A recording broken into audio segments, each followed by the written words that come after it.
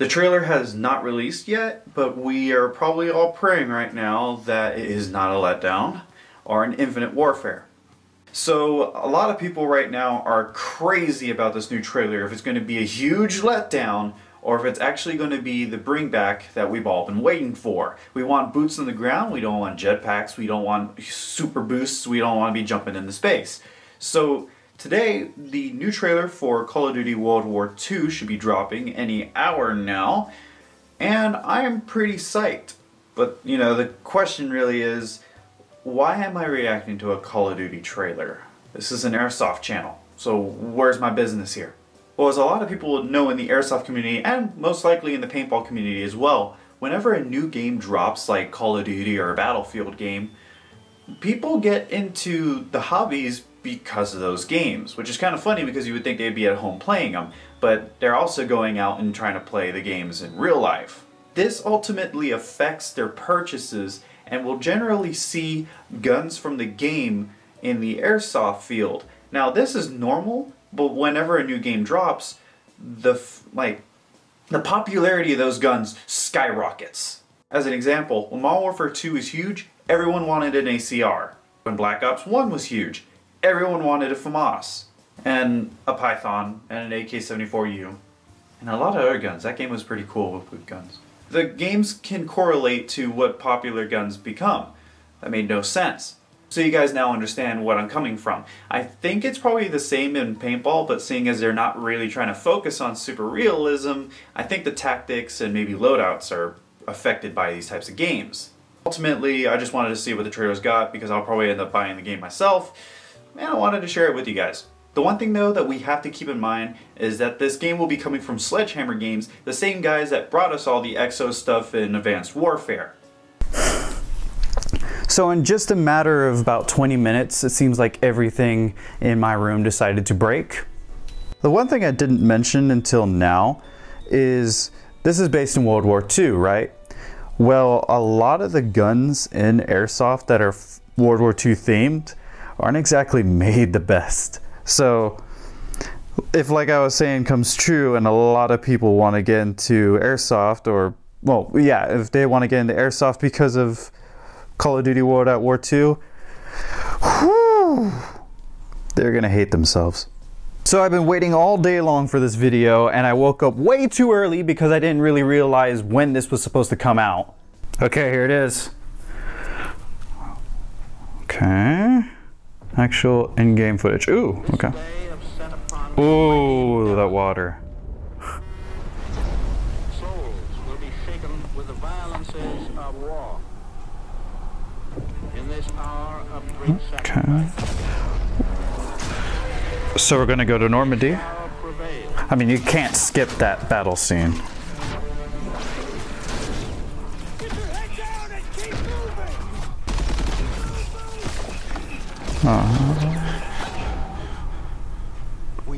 Ooh, man.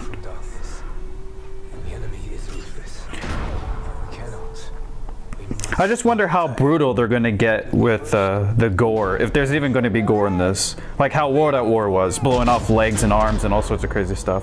Are they going to try putting that into this as well?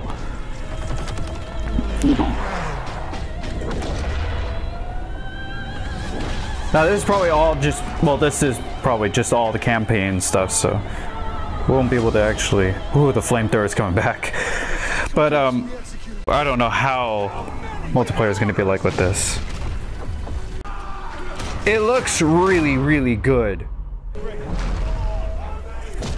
It looks like it's all going to be on the European front though. You're a long way from Texas, far away.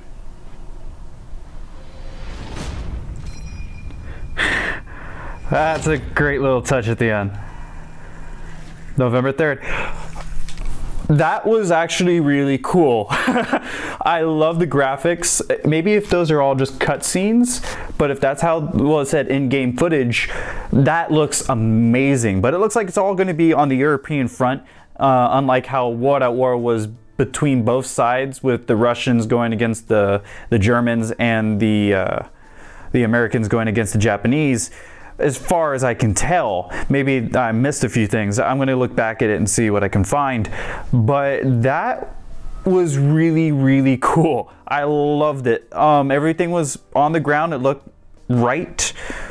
So I am pretty stoked about it. I'm going to go ahead and review the footage and then see what I can pick out of this. The team at Sledgehammer has poured their heart and soul into this game. No battle was too big, no detail was too small.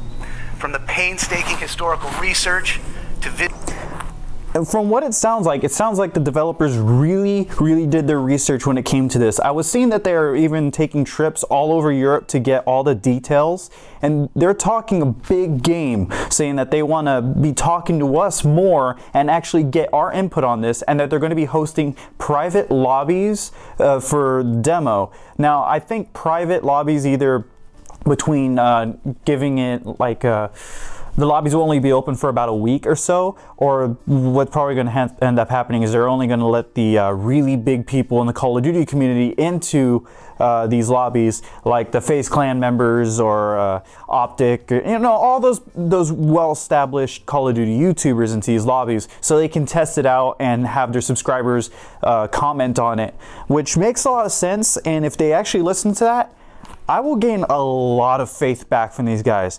I mean, I didn't like Infinite Warfare myself. That's my own personal opinion, and that's actually kind of a big opinion between what we saw with the massive dislikes.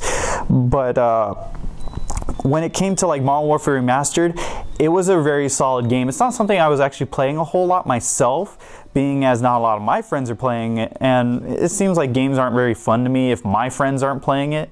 Like my personal friends that I go and hang out with after school when I used to go to high school, like, you know, all that kind of stuff. So I'll probably be very interested in this. It looks amazing. I know that a lot of people out there will love this game for what it is, but I'm still very curious of what extras they're going to be putting into this. I feel like someone's going to have to sprinkle a little something in there, and I'm really very excited to see what it is. And how multiplayer is going to completely change. Like I was saying, I wonder if they're going to be able to put gore back into this. Back when we saw it in World at War, it was crazy. You could take off people's like limbs with shotguns and stuff. Even though as sadistic as that sounds, that was something that we never really saw again. Sometimes in campaign modes, but never in multiplayer ever again. So if they can implement that back in, it'd be very interesting to see some change ups. You know what I'm saying? So now I have my desktop running footage. But now that I've checked out the trailer a few times over and over again, I've been able to check out some of the comments, and I was able to even dive in on some of the even deeper details, and I was able to pick out a few things.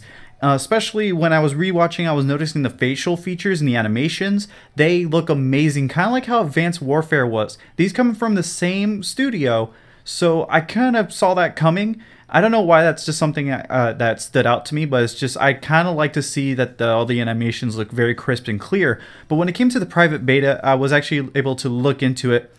It's very at the very end of the trailer, but not the live stream one that I saw, that people are going to be able to get into the private lobbies for the beta if they pre-order as early as they can. I'm not sure when that ends, but I just assume that if you pre-order now, you can get into the private lobbies by a code. And people are really thinking Battlefield 1 right now for this. I can see that would be like a major kick in the ass to Call of Duty since Infinite Warfare did so poor in comparison to Battlefield 1. So going back in the past with something like this because of Battlefield 1 influencing it, I can see that happening, but I think this was in the development a little bit earlier. But I'm not very sure. I don't work at the studios, so I don't know who exactly came up with their ideas first. I would assume Battlefield 1 because their game came out earlier, because I don't think you just go sitting in your desk and go, I want to make a World War I game, and the next week it's already out. So I'm pretty sure Battlefield 1 came before because their game came out before. You have to plan that stuff out. But pretty much that's it. I'm very stoked for this game. I really want to get it myself, and I hope that you guys enjoyed it. It looks like the response to it is doing amazing right now. A lot of people are happy about it. It's not like the Infinite Warfare trailer where it just tanked immediately after a few minutes. This is doing very well. The likes to dislike ratio are very look really good, but of course you're gonna have your trolls and you're just gonna have your normal haters that are just gonna go into it and just troll it with a bunch of dislikes. But it's just as common as any video out there, especially when there's such stiff competition between Battlefield and Call of Duty right now. But I hope you like this little video I put together. It's not something I normally do, since I normally do my airsoft gameplay videos and reviews and all the good stuff. But if you guys like my channel, you want to subscribe, go ahead. It actually really does help me out. Or if you just want to comment down below what you thought about this Call of Duty trailer, let me know in the comments. I'll chat with you guys too. But until I can get all this out for you guys, I hope to see you all in the next video. This has been Scott Holmbeck from the city of San Antonio, and I'll see you all next time.